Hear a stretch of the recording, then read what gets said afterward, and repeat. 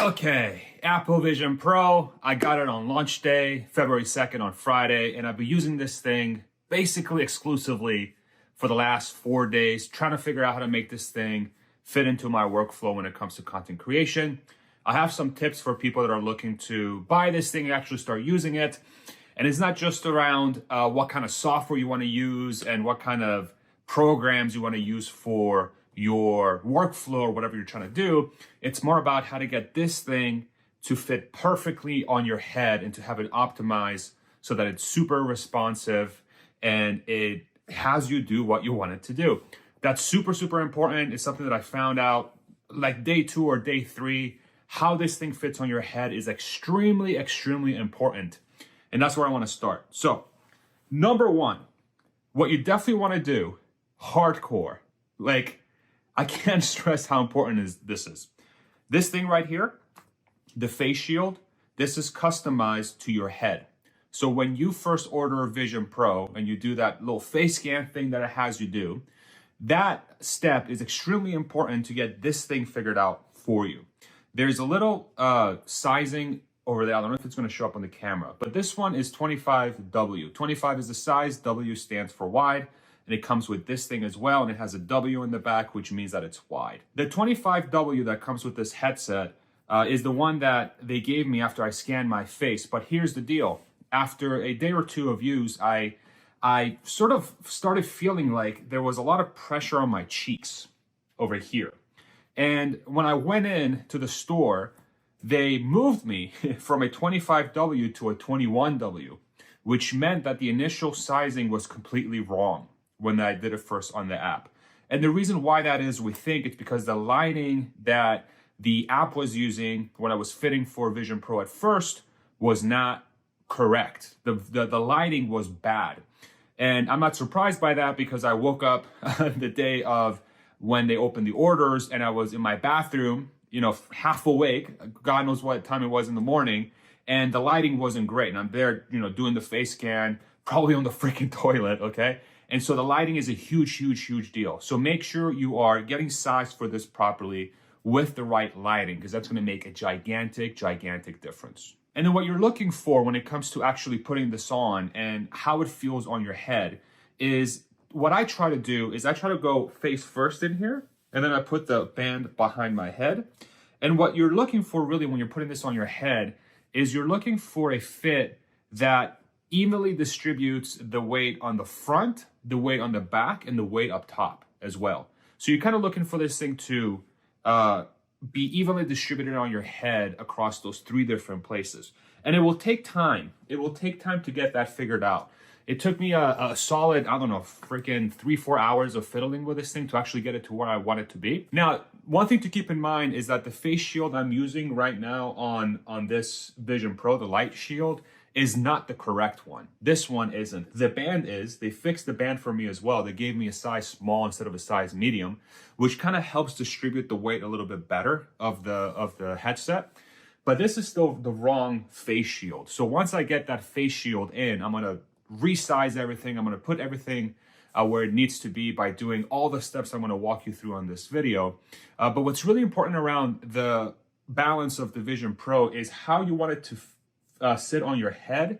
You want to take 3 different steps. So the first thing you want to sort of think about is how it fits on the front of your face. That's number 1. It should be flush, but it shouldn't really feel tight in any specific area. It shouldn't feel tight on your forehead. It shouldn't really feel tight on your cheeks or on the sides of your head. It should be very evenly distributed. And then what you want to do is you want to use the rear strap back here to kind of get that position exactly where you want on your head, on your face. So you use this back strap to do that. And then the top one, what I use it for is to try and even out the weight as best as I can. What you're going for is to have the headset feel comfortable on your head without it feeling tight. You want comfort. You want something that feels like it's giving you a very soft hug around your face and head. It shouldn't feel heavy in any place. And after a little bit of fiddling, you'll get there, surprisingly. You'll find a position that actually feels pretty good when it comes to comfort of the Vision Pro on your head. Even with the wrong light shield, again, when I get the right one, it's going to feel even better. In the store, it basically felt like I had nothing on my head, which I was very surprised by. The single band that comes with the Apple Vision Pro, in my opinion, is completely useless. Do not use it. Throw it out, burn it, whatever you want to do. The only way for that thing to work properly is it needs to almost suction your Vision Pro against your face, and it only has this point here to make that happen. And doesn't matter how much you try, it will not be comfortable after a few minutes. Just go straight to the dual band here.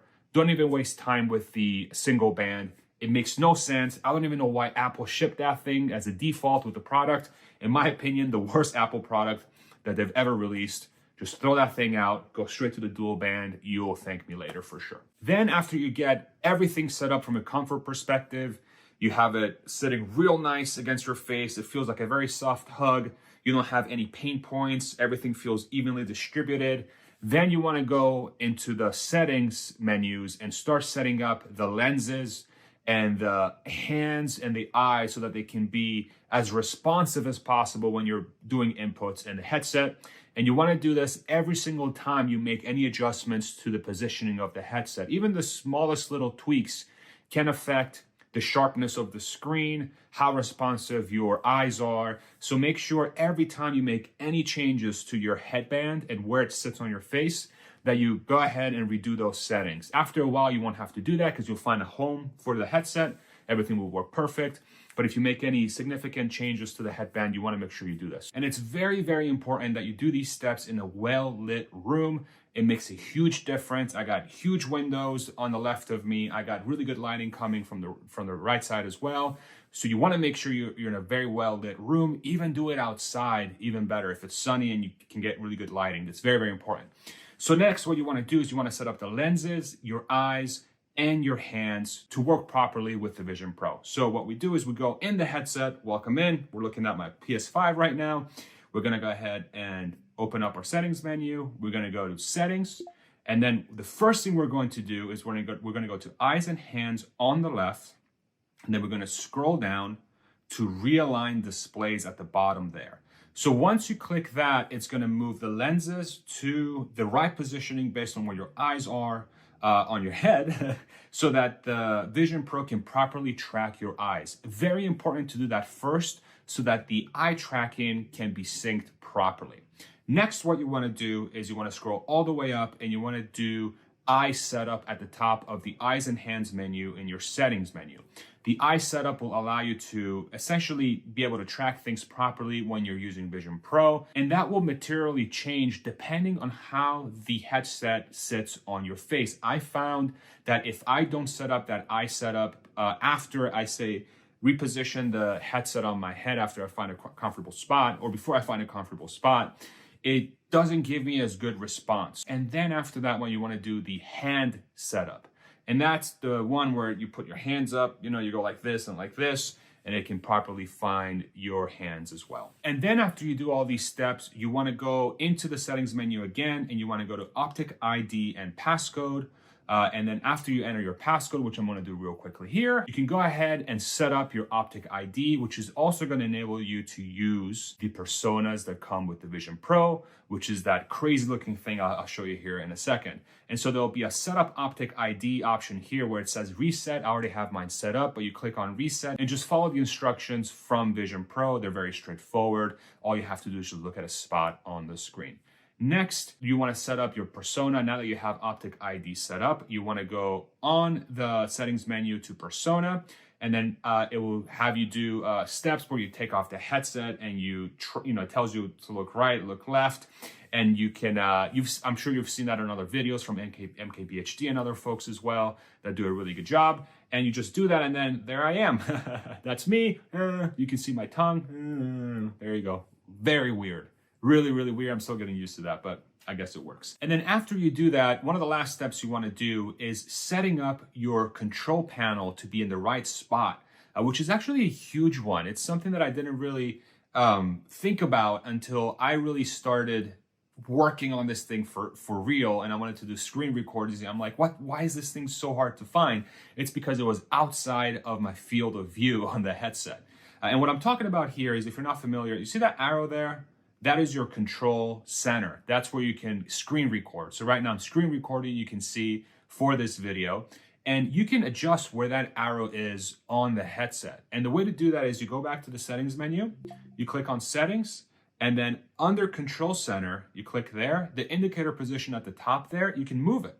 You can move it left or right, and it shifts where the control center is on your screen, on your Vision Pro. So if I look up, it's gonna be in a new spot. If I move it over here, it's gonna be in a new spot. And that's where I like mine to be. And that's really, really important, because as you find a new position on your face, where that arrow is going to show up is going to be in a different place, because you've essentially moved the screen on your head, either higher or lower. Again, after every single time you change where the Vision Pro sits on your head, you want to take the steps to redo the eye setup, the lenses, the hand setup. The optic ID is a really big one to redo as well, because again, where your head is going to change. And of course, the indicator position is very important as well. Now, a bonus tip for people that want to use their Macs, I want to show you something here real quick that's going to help your Mac have really good performance with your Vision Pro. I have a MacBook Air from 2020. It's a great computer, but if it's trying to push a 4K feed to the Vision Pro, this thing goes super, super slow. And so what I had to do was I had to optimize the MacBook to work better with the Vision Pro, so that this thing wouldn't be lagging like like molasses, all right? And you can do that by changing the resolution that you can send to your Vision Pro. And I'm gonna show you real quick how to do that. So we're gonna go back into our Vision Pro here. Hello, we're back to the future. I'm gonna go ahead and log into my MacBook, and then it's gonna give you a little option right above the laptop here. It's gonna say connect. So you just click connect with your fingers, and once it connects, it's gonna essentially take the screen and throw it up, boom, right here in our field of view. You can put this anywhere. I can put it here, I can put it here, I can put it here. As you can see, I got my notes there for the video. And this is like one of the crazy things about this technology, is that now I can record a video and I can just be like, oh, my notes, okay, blah. This thing is really cool. It really is. I'm very impressed with this thing. I'll do a full review in the coming video here on the channel. So what you want to do is then you want to go in your laptop. So now I'm using my mouse track in my laptop, but the Vision Pro's here. You go to System Settings, and then under Display, so you go find your Display menu in their settings in the MacBook Air or whatever you're using, Displays. It's going to give you an option to select the resolution for Vision Pro. And what I found is that the default, so it's going to default to 1440. It's pushing the 1440 feed to the Vision Pro. It's really, really slow. This computer really slows down. And so once I took it down to 1920 by 1080, which is just 1080p, I found that the performance of the MacBook was way, way, way better. And I didn't notice any fidelity loss in the screen itself. Doesn't matter how big I make the screen. Doesn't matter how far away I take it. It looks great. It looks look at this thing. I mean, I have like a freaking projector in the screen, and the performance of the MacBook is completely fine. I can go troll on X, or use my software. I can write some pieces. I can edit video. It works really, really well. And so make sure you take that step, because even a 2020 MacBook Air, again, fantastic computer, about 4 years old now, not really meant for heavy duty tasks. It works perfectly fine with the Vision Pro, as long as you optimize the display resolution for the machine. All right, so I hope this was helpful. I'm gonna do a full review, my pros, my cons, how I use this thing in coming videos. I'm actually really impressed with this thing, man. I would call myself a VR skeptic, honestly. And the more I use this thing, the more impressed I am by it. And I'm very excited to bring those videos forward and make them for you, so you can decide for yourself. And hopefully these are helpful. So thank you so much for watching. We'll see you on the next one. Take it easy. Bye.